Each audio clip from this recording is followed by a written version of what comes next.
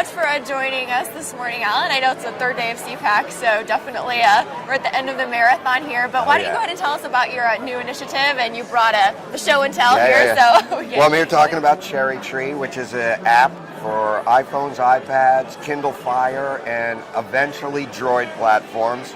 We're a startup, so we need a bigger team if we want to hit all the platforms. So we're hitting where we can. But it's an app, and it's free. Always good. Yeah, Free's the anyone magic can word. download it, and it's basically when you download it, it opens an online children's bookstore in your Fantastic! Wow. on your iPad, and it's patriotic books for children 3 to 6, for parents to read at bedtime, for kids who are learning to read, and it's just a way to kind of teach them a little bit about our country while they're having fun. What sparked this idea? I have 3 daughters. My eldest daughter just started kindergarten, and I was sitting there one day, and these guys had come to us, but the thing that got me interested was I remembered when I was young, I used to see Schoolhouse Rock, and that was the first place I ever learned about the Constitution. And it wasn't whether the Constitution was good or bad, it was just, this is our country's Constitution, and this is how our bills get turned into laws. And it was just these great civic lessons about how our country runs and, and what it stands for. And that's not out there anymore. And we just kind of thought this was a good way to kind of, let kids have some good, fun reading material and let parents know that, hey, if you go to Cherry Tree and your kids are in our app looking around, they're safe. They're going to learn the same values and beliefs you have.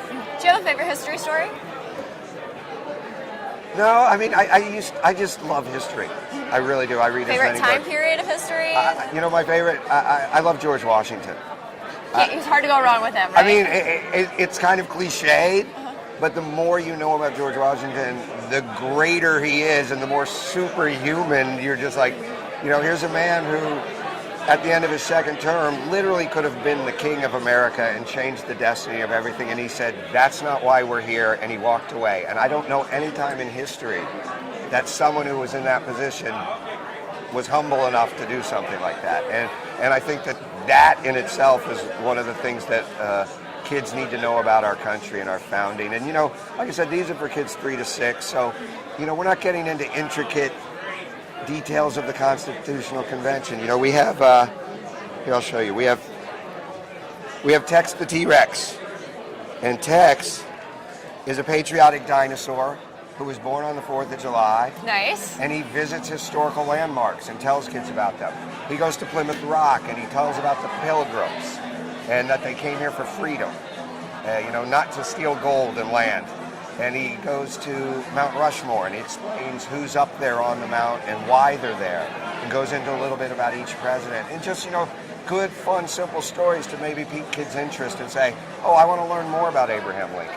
Do you think there are, enough cultural reminders? I know because of your background in the movie industry, movies like National Treasure, for example. Yes. I think that they're a great example of getting people interested in making history appealing. Do you think that Hollywood could do more along those lines, or do you think that there are enough cultural reminders just in general for children about our history and what, you think the next frontier is on that and moving forward, things like this and other things? Oh, I think there could always be more, and it should also be in the school system.